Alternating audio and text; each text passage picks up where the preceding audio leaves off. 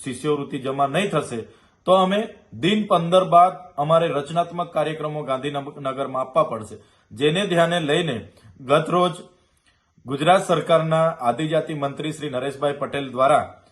Press વાર્તા દ્વારા જણાવવામાં આવ્યું છે કે 24-25ની 460 કરોડ પોસ્ટ મેટ્રિક શિષ્યવૃત્તિ અમે જમા કરીએ છીએ, જે એમના નિર્ણયને અમે સહજતાથી આવકારીએ છીએ। સાથે સાથે અમારા બીજા 3 મુદ્દાની પણ એમને રજૂઆત હતી કે જે ખોટા આદિવાસીના જાતિના દાખલા,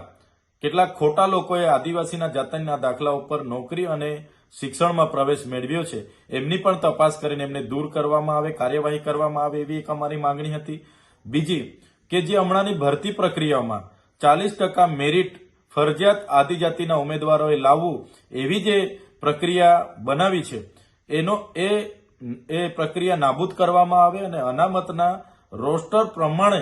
જેટલી જગ્યા આદિજાતિઓ માટે ફળવાય છે તમામે જગ્યા આદિજાતિઓ થકી જ ભરવામાં આવે, એવી અમારી ત્રીજી માંગણી હતી। ચોથું કે આદિજાતિ વિકાસ વિભાગ દ્વારા સંચાલિત જે છાત્રાલયો છે એમાં મહિનાનું ફૂડ બિલ માત્ર 2100 રૂપિયા છે, એટલે પર ડેનું 70 રૂપિયા। હવે 70 રૂપિયામાં વિદ્યાર્થીઓએ રહેવાનું છે, નાવાનું છે, ભણવાનું છે, લાઇટની સુવિધા છે, બધી સુવિધા 70 રૂપિયામાં આવે અને એ 70 રૂપિયામાં એમનો નાસ્તો અને 2 ટાઈમનું જમવાનું આવે, ત્યારે આ મોંઘવાડીમાં સંચાલકોને પોસાતું નથી અને વિદ્યાર્થીઓને યોગ્ય પોષણક્ષમ જમવાનું એ પીરસી નથી શકતા, ત્યારે